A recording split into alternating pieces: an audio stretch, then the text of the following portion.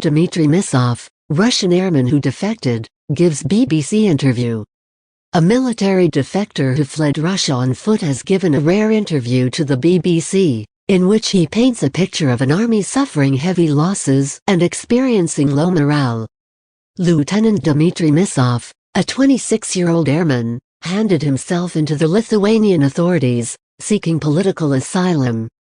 Dmitry said escaping from Russia in such dramatic fashion, with a small rucksack on his back, was his last resort.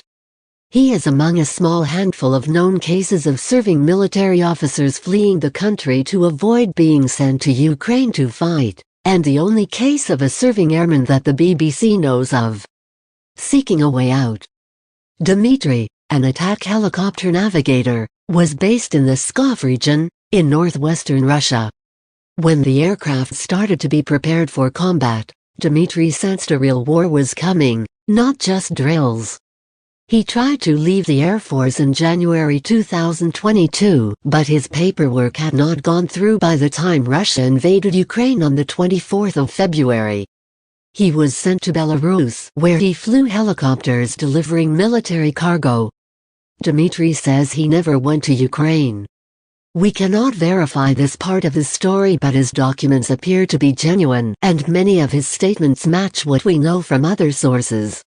In April 2022 he returned to his base in Russia, where he hoped to continue his decommissioning.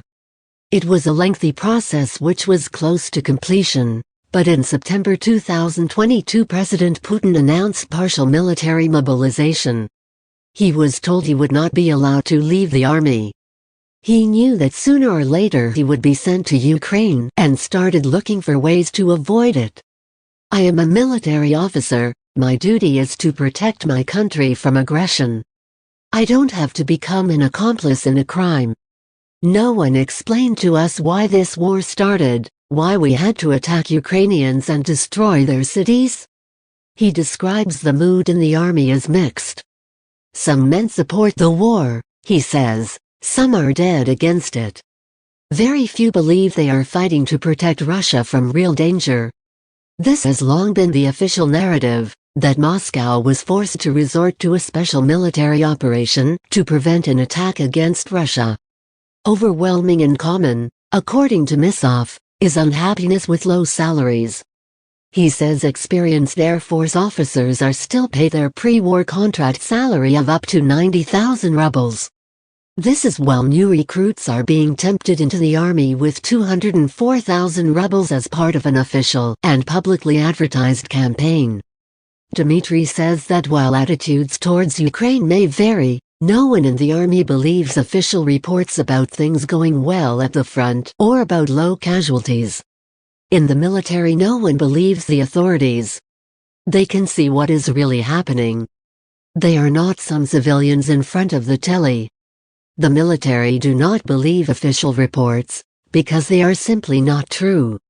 He says that while in the early days of the war the Russian command was claiming no casualties or losses of kit, he personally knew some of those who had been killed. Before the war his unit had between 40 and 50 aircraft. In the first few days after the start of the Russian invasion, 6 had been shot down and 3 destroyed on the ground. Russian authorities rarely report military casualties. Last September, Defense Minister Sergei Shoigu said Russia had lost around 6,000 men, a figure most analysts, including pro-Kremlin military bloggers, considered an underestimate.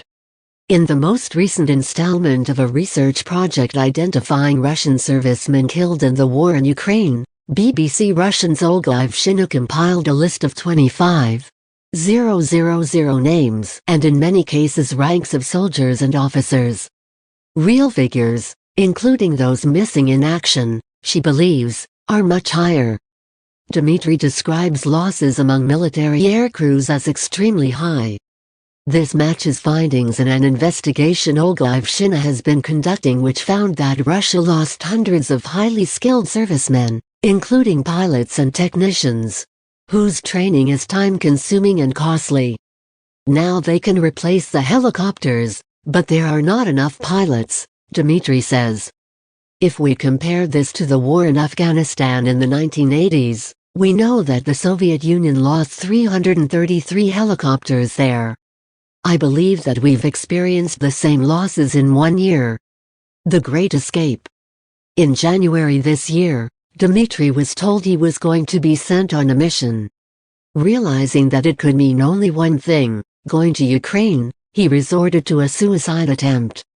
He hoped that this would lead to his decommissioning on health grounds. But it did not.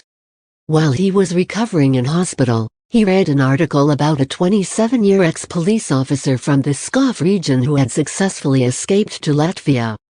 Dmitry decided to follow his example. I was not refusing to serve in the army as such. I would serve my country if it faced a real threat.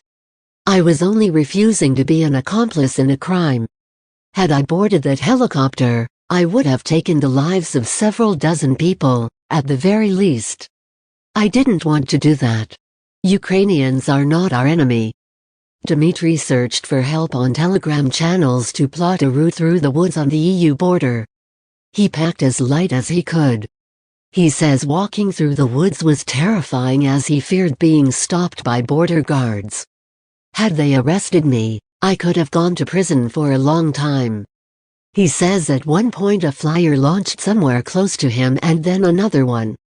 He panicked that this were border guards coming after him and started running. I couldn't see where I was going, my thoughts were in disarray.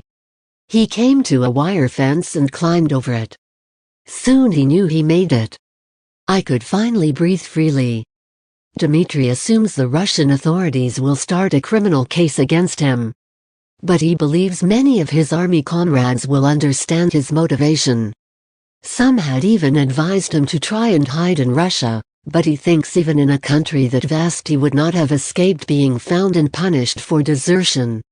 He does not know what will happen to him next. But Dmitry says he prefers to try and build a new life in the EU than be on tenterhooks at home.